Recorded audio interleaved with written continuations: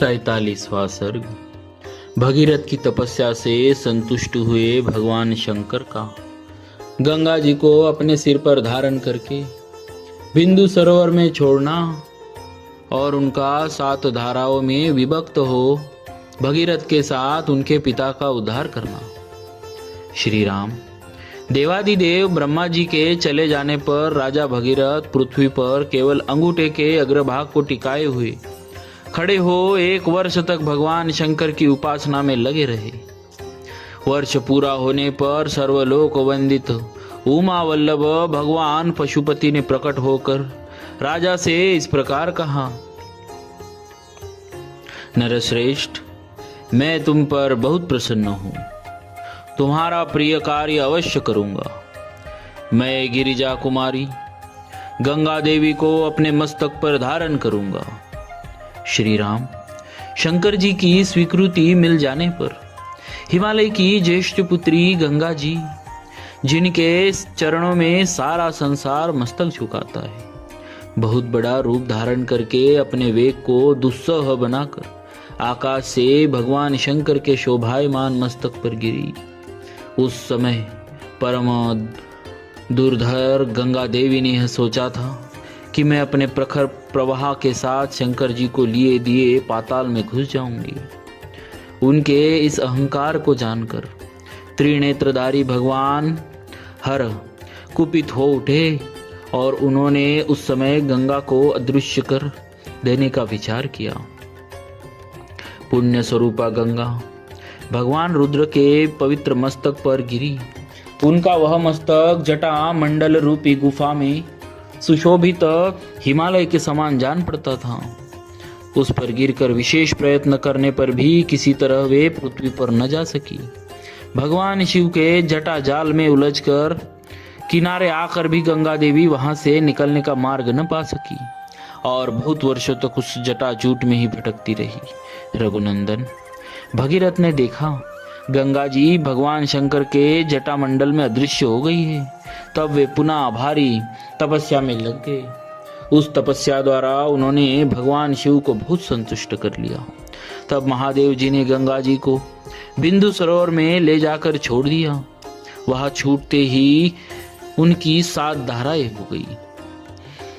लादिनी, पावनी और नलिनी, ये कल्याणमय जल से सुशोभित गंगा की 3 मंगलमयी धाराएं पूर्व दिशा की ओर चल गई। सुचक्षु, सीता और महानदी सिंधु, ये 3 शुभ धाराएं पश्चिम दिशा की ओर प्रवाहित हुई। उनकी अपेक्षा जो 7वीं धारा थी वह महाराज भगीरथ के रथ के पीछे पीछे चलने लगी। महातेजस्वी राजर्षि भगीरथ भी दिव्य रथ पर आरूढ़ हो आगे आगे चले और गंगा उन्हीं के पथ का अनुसरण करने लगी। इस प्रकार वे आकाश से भगवान शंकर के मस्तक पर और वहां से इस पृथ्वी पर आई है। गंगा जी की वह जल राशि महान कलकल नाद के साथ तीव्र गति से प्रवाहित हुई। मत्स्य, कश्यप और शिंशुमार, सुंस झुंड के झुंड उसमें गिरने लगे। उन गिरे हुए जल जंतुओं से वसुंधरा की बड़ी शोभा हो रही थी। तदनंतर देवता, ऋषि, गंधर्व, यक्ष और सिद्धगण नगर के समान आकार वाले विमानों, घोड़ों तथा गजराजों पर बैठकर आकाश से पृथ्वी पर गई हुई गंगा जी की शोभा निहारने लगे। देवता लोग आश्चर्यचकित होकर वहां खड़े थे। जगत में गंगा अवतरण के इस अद्भुत एवं उत्तम दृश्य को देखने की इच्छा से अमित तेजस्वी देवताओं का समूह वहां जुटा हुआ था। तीव्र गति से आते हुए देवताओं तथा उनके दिव्य आभूषणों के प्रकार से वहां का मेघ रहित निर्मल आकाश इस तरह प्रकाशित हो रहा था मानो उसमें सैकड़ों सूर्य उदित हो गए हो। शिंशुमार, सर्प तथा चंचल मत्स्य समूहों के उछलने से गंगा जी के जल से ऊपर का आकाश ऐसा जान पड़ता था मानो वहां चंचल चपलाओं का प्रकाश सब और व्याप्त हो रहा हो। वायु आदि से सहस्त्र टुकड़ों में बटे हुए फेन आकाश में सब और फैल रहे थे मानो शरद ऋतु के श्वेत बादल अथवा हंस उड़ रहे हो। गंगा जी की वह धारा कहीं तेज, कहीं टेढ़ी और कहीं चौड़ी होकर बहती थी।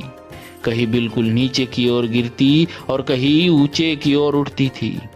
कहीं समतल भूमि पर वह धीरे धीरे बहती और कहीं अपने ही जल से उसके जल में बारंबार टक्करें लगती रहती थी। गंगा का वह जल बार बार ऊंचे मार्ग पर उठता और पुनः नीचे भूमि पर गिरता था। आकाश से भगवान शंकर के मस्तक पर वहां से फिर पृथ्वी पर गिरा हुआ वह निर्मल एवं पवित्र गंगा जल उस समय बड़ी शोभा पा रहा था। उस समय भूतल निवासी ऋषि और गंधर्व यह सोचकर कि भगवान शंकर के मस्तक से गिरा हुआ यह जल बहुत पवित्र है, उसमें आचमन करने लगे। जो शाप भ्रष्ट होकर आकाश से पृथ्वी पर आ गए थे वे गंगा के जल में स्नान करके निष्पाप हो गए तथा उस जल से पाप धुल जाने के कारण पुनः शुभ पुण्य से संयुक्त हो आकाश में पहुंचकर अपने लोकों को पा गए। उस प्रकाशमान जल के संपर्क से आनंदित हुए संपूर्ण जगत को सदा के लिए बड़ी प्रसन्नता हुई। सब लोग गंगा में स्नान करके पापहीन हो गए। हम पहले बता आए हैं कि राजर्षि महाराज भगीरथ दिव्य रथ पर आरूढ़ हो आगे आगे चल रहे थे और गंगा जी उनके पीछे पीछे जा रही थी। श्री राम उस समय समस्त देवता, ऋषि, दैत्य, दानव, राक्षस, गंधर्व, यक्ष, प्रवर, किन्नर, बड़े नाग, सर्प तथा अप्सरा ये सब लोग बड़ी प्रसन्नता के साथ राजा भगीरथ के रथ के पीछे गंगा जी के साथ साथ चल रहे थे। सब प्रकार के जल जंतु भी गंगा जी की उस जल राशि के साथ सानंद जा रहे थे। जिस ओर राजा भगीरथ जाते उसी ओर समस्त पापों का नाश करने वाली सरिताओं में श्रेष्ठ यशस्विनी माता गंगा जी भी जाती थी।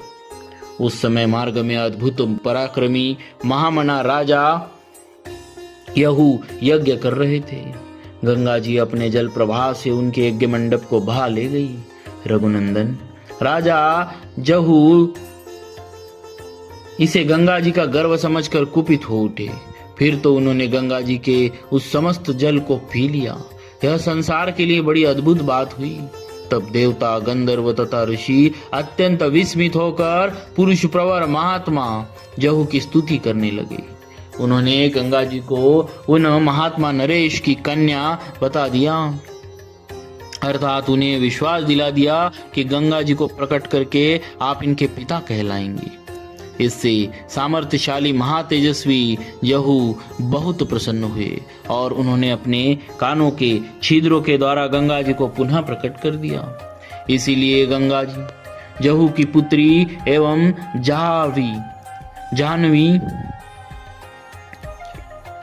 जाह्नवी कहलाती है। वहां से गंगा फिर भगीरथ के रथ का अनुसरण करती हुई उस समय सरिताओं में श्रेष्ठ जाह्नवी समुद्र तक जा पहुंची और राजा भगीरथ के पितरों के उद्धार रूपी कार्य की सिद्धि के लिए रसातल में गई। राजर्षि भगीरथ भी यत्न पूर्वक गंगा जी को साथ ले वहां गए। उन्होंने शाप से भस्म हुए अपने पितामहों को अचेत सा होकर देखा। रघुकुल के श्रेष्ठ वीर। तदनंतर गंगा के उस उत्तम जल ने सगर पुत्रों की उस भस्म राशि को आप्लावित कर दिया और वे सभी राजकुमार निष्पाप होकर स्वर्ग में पहुंच गए। इस प्रकार श्री वाल्मीकि निर्मित आर्ष रामायण आदि काव्य में बालकांड में 43वां सर्ग पूरा हुआ। बोलिए श्री सीताराम जी महाराज की जय।